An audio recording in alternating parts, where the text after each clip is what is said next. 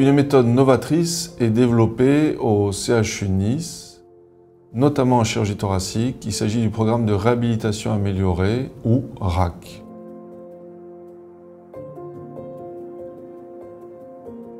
Ce programme est essentiellement basé sur une collaboration directe entre l'équipe chirurgicale et le patient, qui est le véritable acteur de son parcours de soins. Les éléments clés dans cette prise en charge sont une activité physique quotidienne avant l'intervention, l'arrêt du tabac, les exercices respiratoires. Le principe est simple, il s'agit de préparer le patient à l'intervention et après l'intervention, de le rééduquer et de le mobiliser très tôt. Alors dans le service, on applique ça chez les patients qui doivent subir une résection pulmonaire majeure, c'est-à-dire l'ablation par exemple de la moitié d'un poumon. Le patient va arriver au bloc opératoire à pied ou en fauteuil et l'anesthésiste, avant l'intervention, va le prendre en charge, lui mettre un dispositif qui va contrôler les douleurs pour prévenir les douleurs post-opératoires, ce qui va permettre au patient de retourner dans sa chambre sans avoir de douleur. L'équipe chirurgicale va tout faire pour réaliser cette intervention selon une méthode mini-invasive. On va en fait faire 3 orifices dans le thorax, l'un où on va mettre la caméra, 2 autres où on va mettre 2 instruments. Les cicatrices en général vont être recouvertes de colle. Il y aura un seul drain et ce drain, la plupart du temps, va pouvoir être retiré 4 heures après l'intervention, dès la salle de réveil ou en arrivée en soins intensifs. Selon les consignes de l'équipe, le patient va pouvoir boire dès 4 heures après l'intervention.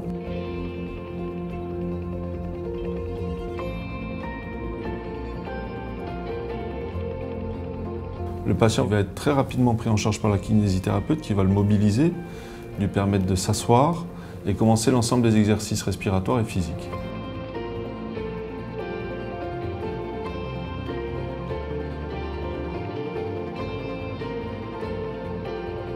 Très régulièrement, on va évaluer la douleur du patient afin de lui proposer un protocole antalgique qui va le soulager au mieux.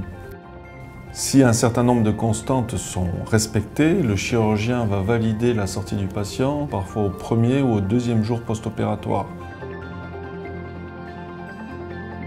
Dans certains cas, on va mettre à disposition des outils connectés qui vont nous permettre de suivre plus précisément son rythme cardiaque ou sa fonction respiratoire. On va recevoir par mail les paramètres du patient et en fonction de ces paramètres, ces nouveaux paramètres, on va voir si le patient peut rester chez lui dans toutes les conditions de sécurité ou s'il doit éventuellement revenir plus précocement en consultation. Le patient va également recevoir un appel téléphonique de l'infirmière dédiée à cette activité qui va prendre de ses nouvelles. Le patient va être pris en charge ensuite par son kinésithérapeute de ville qui travaille très souvent en collaboration avec notre équipe de kinésithérapie. C'est un travail qui est collaboratif. Les intérêts essentiels de cette méthode, c'est d'une part de limiter les complications post-opératoires après une chirurgie majeure et d'autre part de permettre au patient de retrouver rapidement son entourage social et professionnel. Au CHU Nice, cette méthode est diffusée à d'autres spécialités.